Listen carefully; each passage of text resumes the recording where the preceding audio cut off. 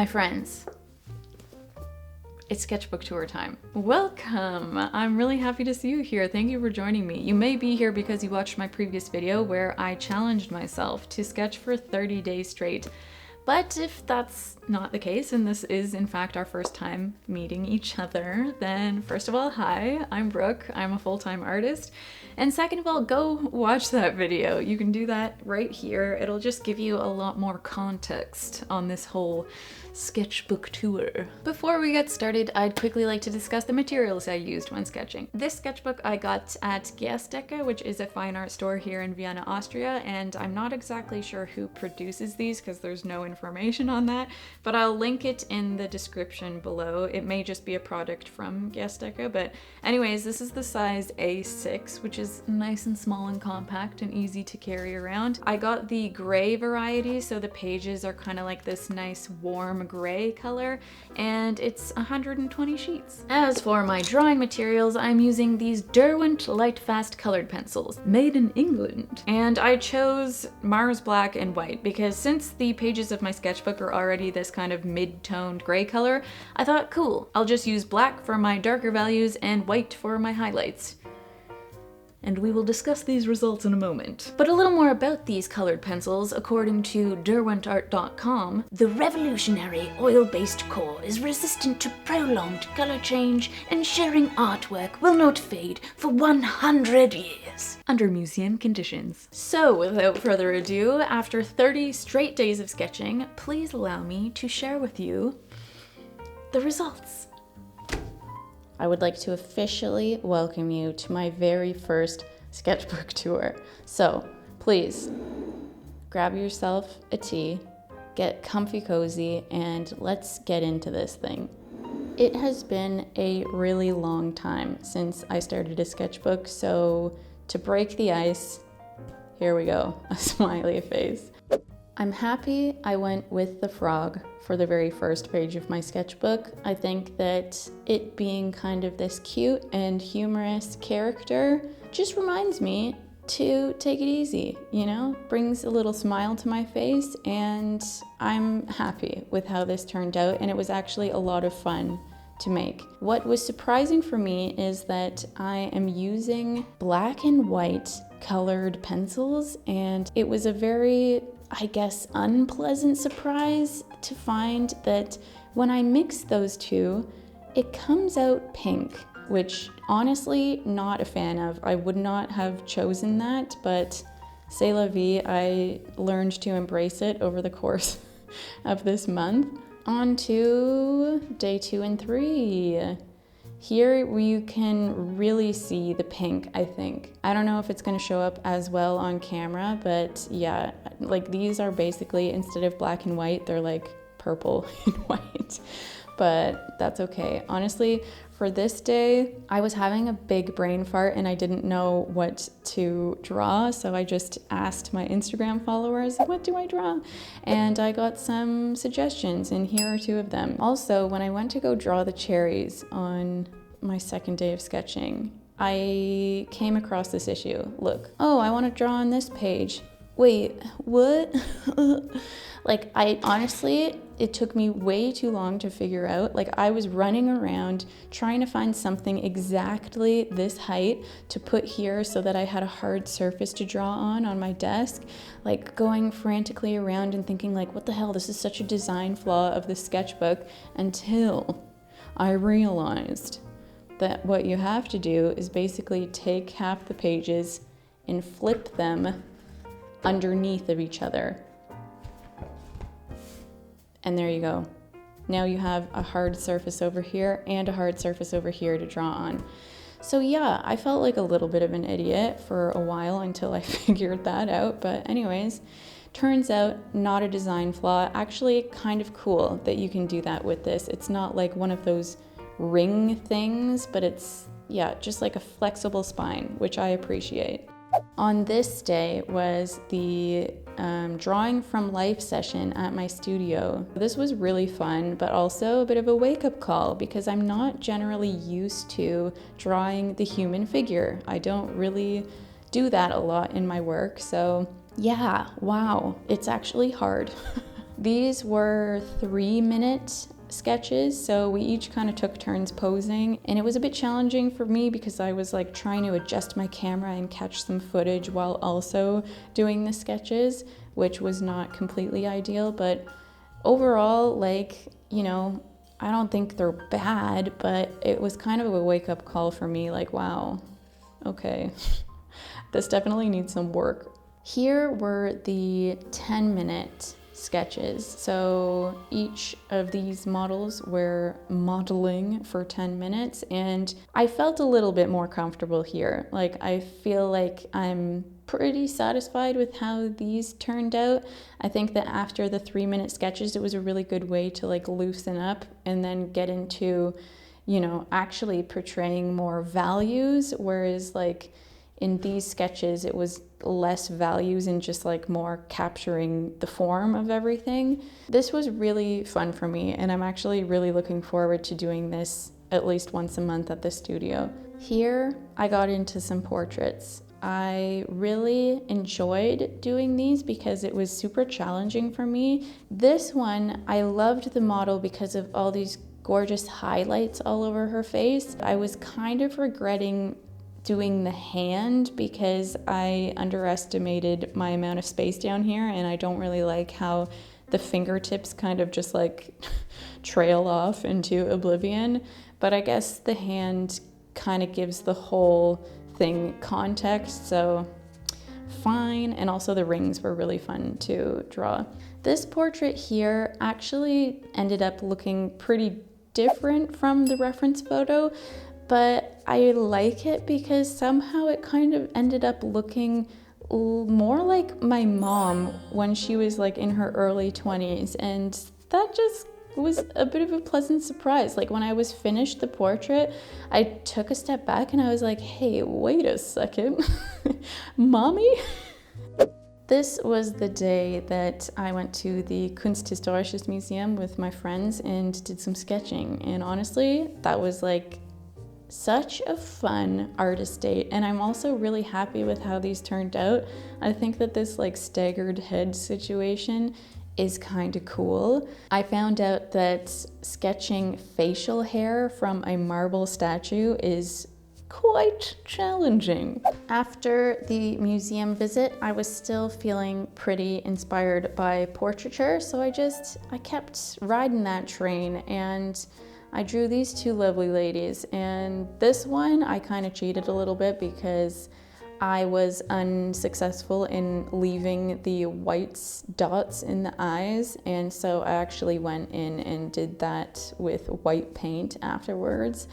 Okay, sue me, I didn't use my colored pencils, but whatever. I feel like you have to do those because, I mean, it's just what makes the eyeballs come to life. And I liked drawing this model here because of the facial expression. I thought it was a little different, you know? We got some like raised eyebrows and some closed eyes. I really enjoyed drawing this model. This was a day at the studio where I just decided to draw the cup of tea that I was drinking from, and it also made me realize, wow, drawing vessels of any sort, like cups or vases or whatever, very challenging for me. And so I definitely want to practice doing these more in the future.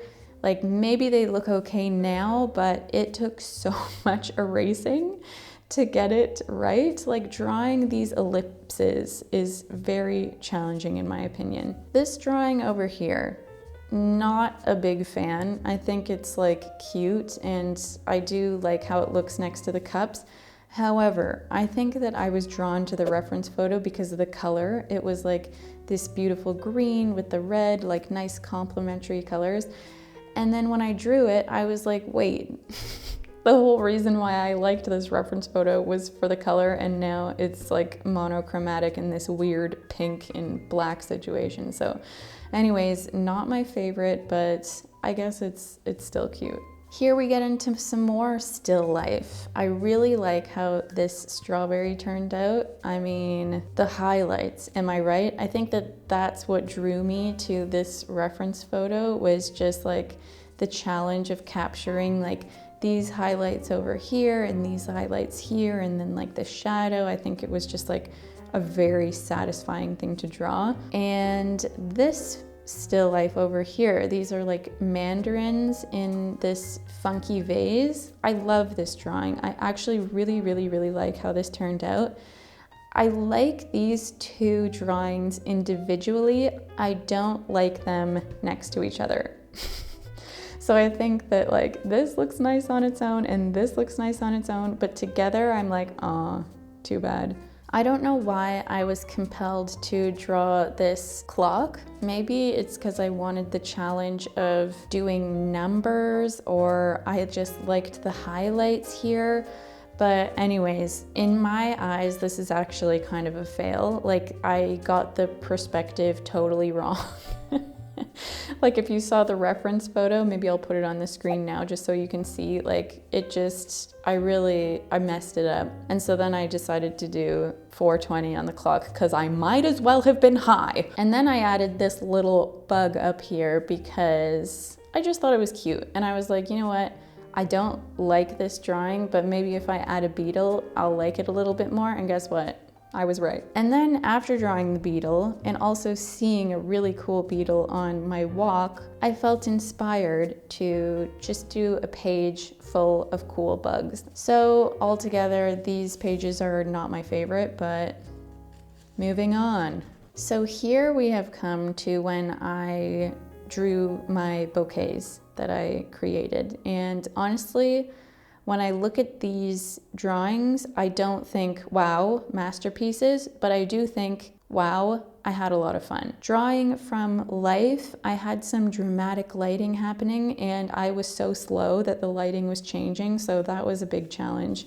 But you know what? I had a really good time drawing these, so no regrets. Still on that still life train, but for these drawings, I really wanted to challenge myself to draw two-dimensionally and really simplify an image to something that is just a series of shapes and appears flat.